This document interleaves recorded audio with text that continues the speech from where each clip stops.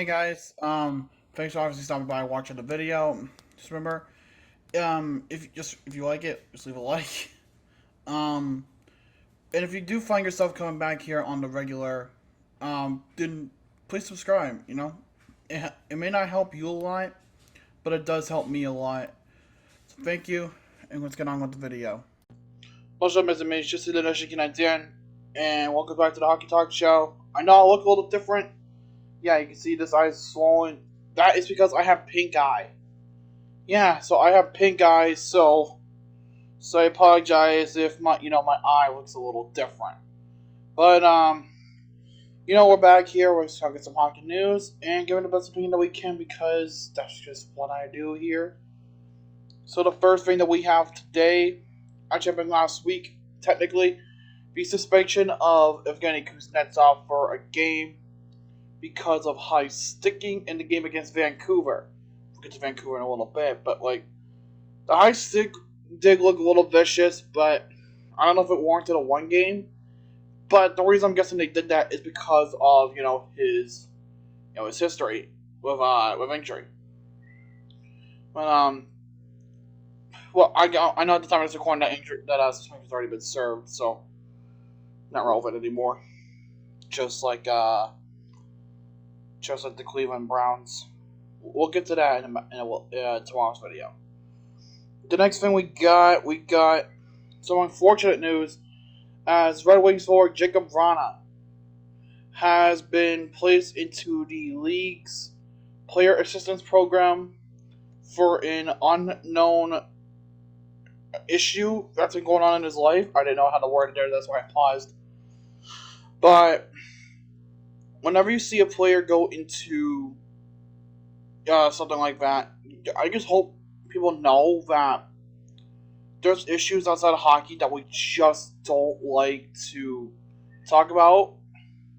Not even the players themselves, because of certain things, and I know there are people out there that love to mock people for having these issues and all that shit, which is totally fucking stupid. But Jacob Vrana, I wish you obviously the best, and I really hope you are okay, and hopefully enough. And I hope you take care of yourself because, my man, you deserve nothing but the utmost respect from everyone. I don't care what they say. Moving on, we have the unveiling of the new reverse retro jerseys. Basically, I can leave a link to this in the description so that way you can see all 32 of them and you can decide what you like for yourselves. But my top 3 for that, my third ranked jersey, I'm gonna have to go with the New York Rangers, the Lady Liberty ones. I think those are fucking sick. I like how they incorporated the new era Rangers blue with the older Lady Liberty logo, which is set behind a different shade of blue once upon a time. But the new blue definitely makes it pop out more than it did. Now, number 2, kind of a tough one, but I'm gonna have to go. Believe it or not, I'm gonna have to go with the Arizona Coyotes desert background jerseys. Those are fucking beautiful. They really are beautiful. Because say what you want about the Coyotes and how shit their team is and how they're playing second fiddle to a fucking college hockey team, but seriously though, those jerseys look fucking awesome. But you can kind of figure out the desert tan color, that'd be kind of representative of like a sunset going on in the Arizona Valley. And obviously you got the darkening of the ground below, the dark cactus down there. Obviously with the Mancachino coyote head. Seriously, tell me you don't love that, because that is a unique-ass jersey, and I love it. And my number 1 on this list for the reverse retros, the Kraken. Oh my god, the Krakens look so good. Like, seriously, if you have not seen the Kraken logo, please do look at it, because that is honestly one of the best logos. No, if you've seen the Kraken jersey, I mean, you definitely should, because that is one of the best jerseys that they put out. For the three worst, number 3, the third worst I have, I'm sorry guys, I have the Los Angeles Kings jersey. Don't get me wrong, okay? I know. It's vintage, it's unique, it's retro. It symbolizes to a time when they had, the great, like the beginning of when they had the great one, Wayne Gretzky. I get it. But let me say this though. If they did this with full purple, I would not be mad. In fact, I would actually welcome that. I just don't like how it's the purple, like the kind of the crown, put in a white background. Hell, they could have done it on yellow too, and I think it would have looked better. But that's just my opinion. You guys are totally, totally fine to disagree with me. And number 2, I'm gonna have to say the Blues jersey back from 1966, which is what they're using now. The same exact jersey. Don't get me wrong, I like the look of it, but it's just the way that the font wraps around the note like that, and the way that the note kind of just stretches out like that, and it's skinny, and the skinny part of it, that's just not. I don't like it. I don't think I like it. I'm sorry, I don't. But the worst jersey out there, oh, don't worry. The worst jersey goes to the New York Islanders and their fucking fisherman jerseys. Seriously. Okay, if it was bad on the fucking orange background, doesn't mean it's gonna work on the fucking blue background, Islanders. Because, look, don't get me wrong, okay? Don't get me wrong.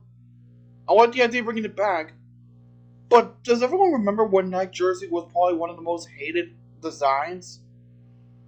Even among Islanders fans, I don't think they liked it as much as others did. Again, you guys are totally fine to disagree with me on that. Totally fine. Moving on, we have a contract extension for Dan Vladar, agreeing to an extension with the Flames on a 2-year deal worth $2.2 million per season. Remember, the Flames just got him, I believe, in the offseason in a trade with Boston. I believe it was for a 3rd-round pick. So I could see how... And plus, he did really well in the one game that he played against Edmonton. So I think that's going to be a motivating factor into why he's getting a contract that he is. Don't get me wrong, it's not a bad contract. In fact, I like this contract a lot. Because the term is not bad, the money's not bad, everything matches with his skill set. I mean, yeah, he's going to still need some time to develop into a legitimate goaltender, if he can get that far, which I think he will. But it's more like a bridge contract, kind of like a 2-year prove-it deal. That's my opinion on that. Another signee is Eric Stahl on a 1-year league minimum contract with Florida. I know he was with the team during their training camp on a PTO. Before the season started, he could not sign with the team because they had some financial shit. But now I guess that's been cleared up, and now the Panthers were able to sign him. So, hey, it all works out, doesn't it, folks? It all works out indeed, ladies and gentlemen.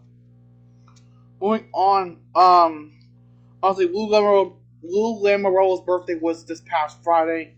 And with it, he celebrates a first in NHL history, becoming the first general manager in NHL history to manage at 80 or above. Basically being that first. So, that's actually kind of cool, but at the same time, you're still working at fucking age 80? Holy shit. No wonder why the Islanders are heading down a bad path, but I don't know. There's so many fucking factors. Let's talk about some first NHL goals that happened from the last time that we met. So we'll start with the first overall pick, Yuri Slafkovsky.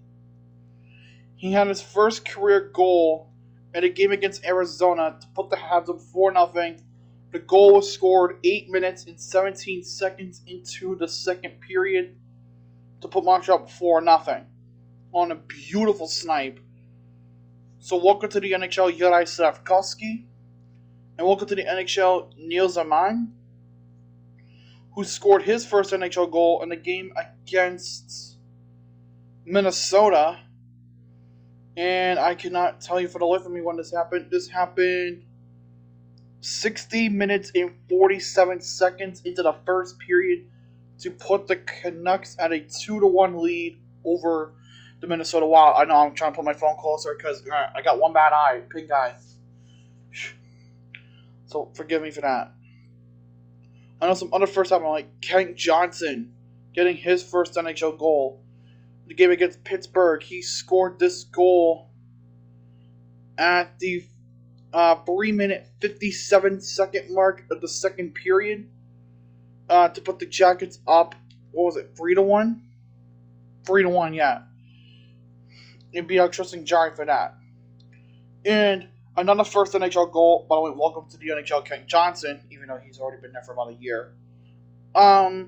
This one probably has the coolest name I've ever heard of. Armor Jackeye.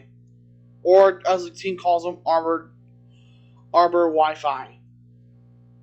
So he scored his first NHL goal in the game against Dallas.